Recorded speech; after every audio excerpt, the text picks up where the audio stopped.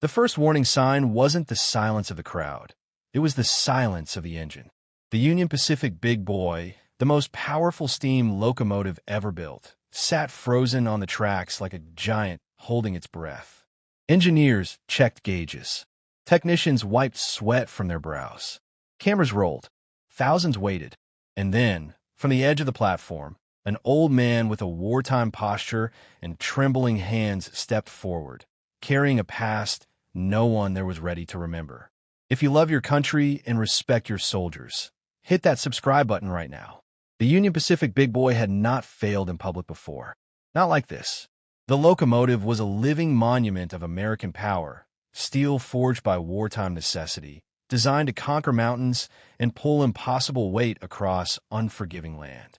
On this day, it was meant to do what it had always done: move forward, whistle screaming, pistons pounding, history roaring back to life. Families lined the fences. Veterans stood with hands over hearts. Kids sat on shoulders, eyes wide, waiting for the moment the ground would shake. But nothing happened. The whistle was silent. The pistons refused. Steam hissed and died. A murmur crept through the crowd. Then confusion, then discomfort. Engineers ran through procedures they'd memorized by heart. They checked pressure, valves, ignition. Everything was right. Everything should have worked. Yet the big boy stayed still, massive wheels locked as if anchored by something deeper than steel. The crowd didn't know it yet, but this wasn't a mechanical failure. It was something older. A production coordinator whispered urgently into a headset. This was supposed to be a celebration, an Independence Day tribute to American engineering and military history, broadcast nationwide. Sponsors were watching. Veterans groups were watching. Millions at home were watching. And the locomotive that symbolized American resolve was refusing to move. Then the shouting started.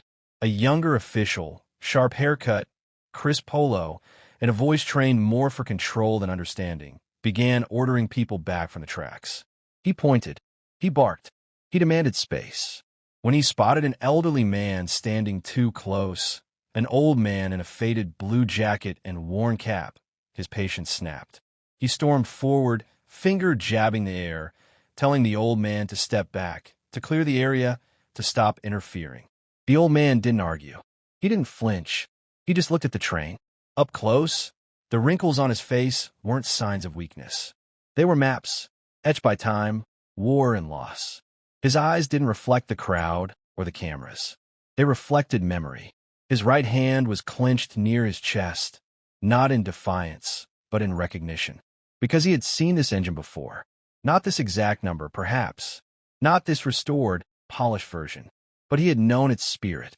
He had felt its heat in wartime rail yards when America was bleeding overseas and steel mattered more than sleep.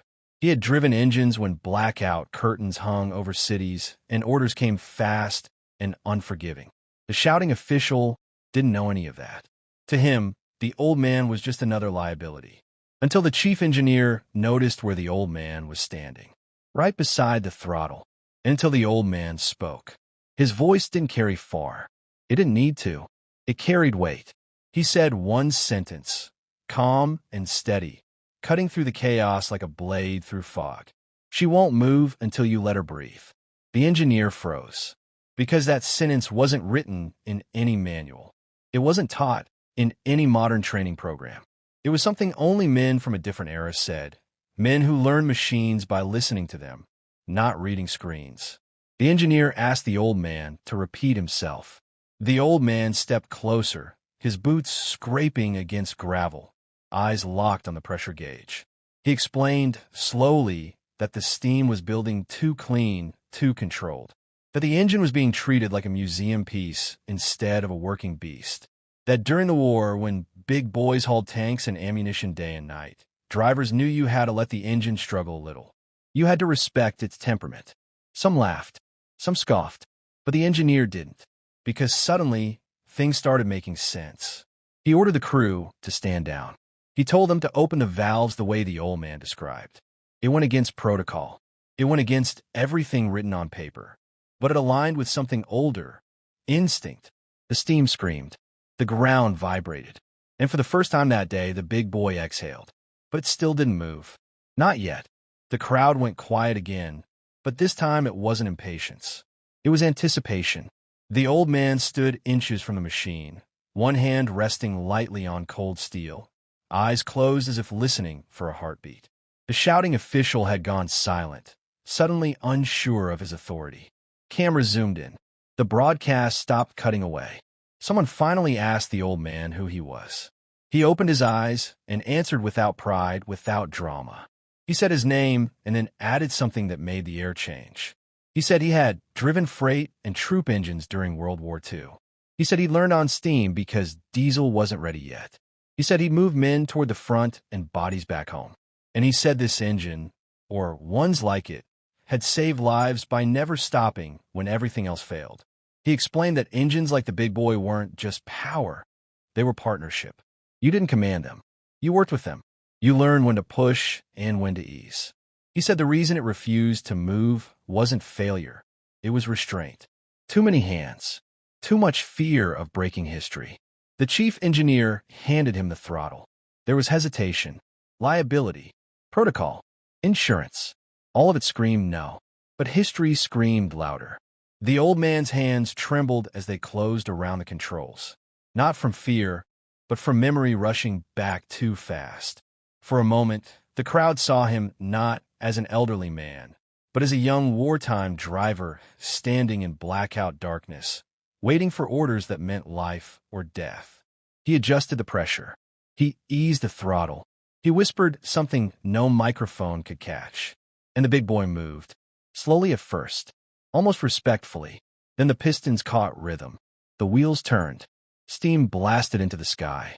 The whistle roared, not sharp and clean, but deep and emotional, like a cry pulled from the past. The crowd erupted. Veterans stood straighter. Some removed their hats. Some wiped their eyes. Children felt the ground shake and understood for the first time that history wasn't just words. It was weight, heat, sound. The shouting official stepped back, pale, realizing he had almost silenced a living bridge to the past. The old man guided the engine forward only a few feet. That was all it needed. Proof, respect, recognition. When he stepped away, the crew took over. This time, the Big Boy obeyed, not because it was forced, but because it was understood. Later, when reporters tried to interview the old man, he declined. He said the engine didn't need another story. He said it just needed to be remembered properly.